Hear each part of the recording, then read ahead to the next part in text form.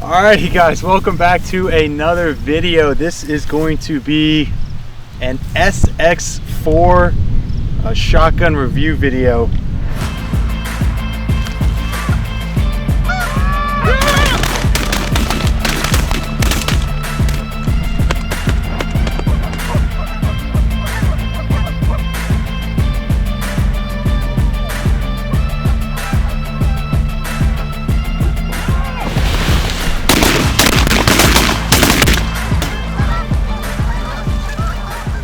So this is Tyler's third year with his, my fifth year with my SX4, and we wanted to get on here and do a quick little review video and go through things that we like, things we don't like, and whether or not we'd buy it again. So okay, so I'll start off with just going through some of my key points. Will and I's are very similar, but right out of the gate you have reliability.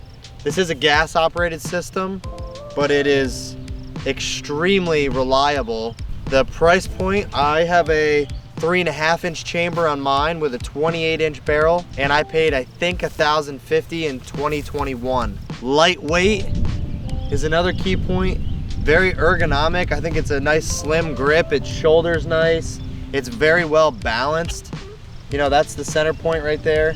So just overall, good quality. It's solid. There's no loose parts wobbling around, rattling that make noise. yeah, I would say to kind of ride off of Tyler's points, like he said, this gun is very affordable. We bought it both for around $1,000, and for us, it's a gun that you can compare to the $1,500 to $2,000 Benellis without that type of price point. So I think that's one of the reasons before we even bought these guns why we were kind of eyeing them.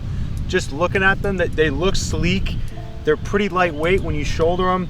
You know, the bolt release, the charging handle, the safety, they're all big controls that are pretty easily accessible and pretty easy to use when you're using gloves. So if you're hunting colder environments, this gun is great for that. So I bought this gun with a 3-inch chamber, a 28-inch barrel, and Realtree Max 5 camo.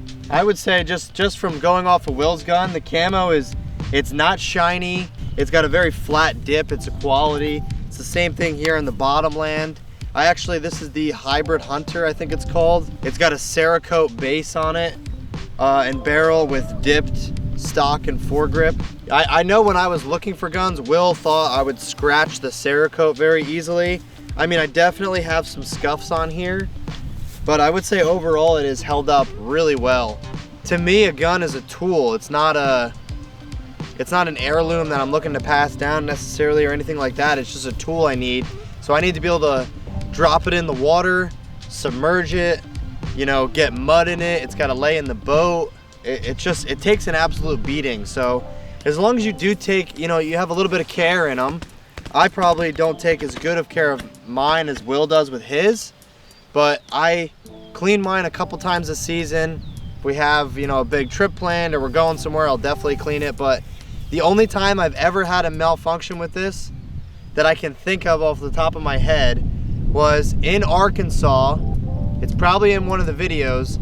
I had fully submerged my gun in 20-degree weather, and 45 minutes later when I went to shoot at a bird, I pulled my trigger and nothing happened. The gun was frozen inside. I don't think that was necessarily a mechanical failure, more as operator error. Other than that, I've never really had any issues that I can think of off the top of my head. One of the things that we definitely love about these guns is the ability to take them apart super simply. And for somebody who's looking to get into, you know, duck hunting or waterfowl, this gun right here, super easy to take apart, super easy to clean. There's no, you know, little components or something that you really have to worry about losing. Obviously, if you start taking out the trigger mechanism, that gets a little bit more involved. But still, it's 2 pins. You pop them out and you're ready to clean the entire inside of this gun. So if you're a new hunter or somebody who's looking to get a gun that doesn't have a whole lot of experience taking apart or cleaning them, I would highly recommend this shotgun, this SX4. For me, I found the more you do it, obviously, the easier it becomes. If you're cleaning it a few times a season, you can get into the hang of banging this thing out in 10 minutes tops with doing the full barrel, the trigger mechanism. you know, the stock, everything. So I just want to quick cover some of the known issues with these guns. I haven't experienced it. I'm not sure if Will has, but some reports have been, at least through our friend group and stuff, we have seen the bolt hammer will come loose. The fitment gets loose and they can pull out easier. Mine is solid. I don't have any issues, but I do know a friend of ours had a problem with the bolt hammer, you know, like basically not flying out or anything like that while shooting, but if you bump it or hit it good, it can pull it out. The other thing would be is the red bead up here.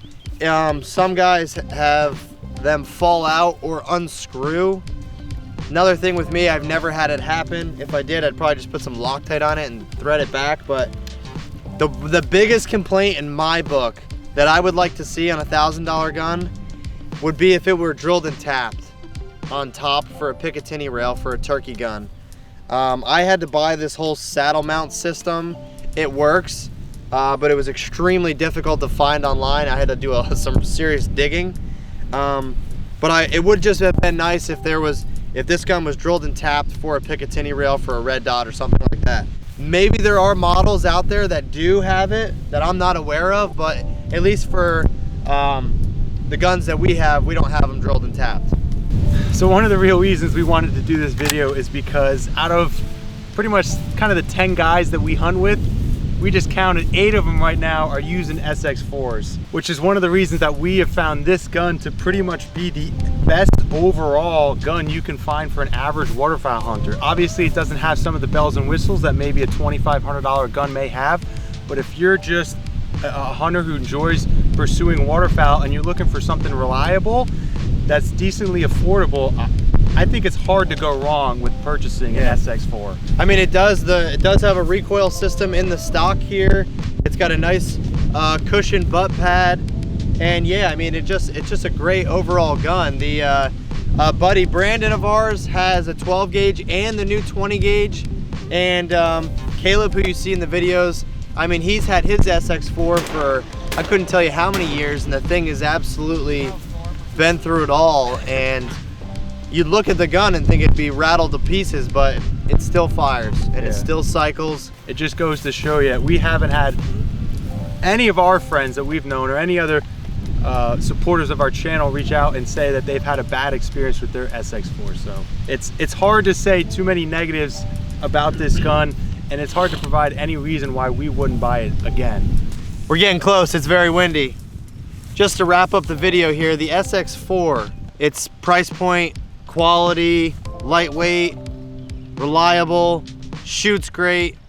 Yeah. You can't ask for a better gun for $1,000. It's just hard to beat. It's hard to spend more money on a gun when you know that a $1,000 one's really good. If I bought a $2,000 gun and I had it malfunction, I'd be kicking myself for not buying the $1,000 Winchester SX4. So I highly recommend it. Yeah, for the price, this gun is gonna be hard to beat. And you know, part of this video is we should say that we are in no way sponsored or endorsed by Winchester. So this review video is completely our own opinions and experiences with the gun. Nobody is paying us or giving us a kickback for putting this out. So like we said, we've loved these guns. We've had very little, if any, issues with them. We highly recommend them to other people. We think they're hard to beat from a price point and a reliability standpoint. So if you're in the market for a new waterfowl shotgun or a turkey gun or something, check these out. Winchester SX4.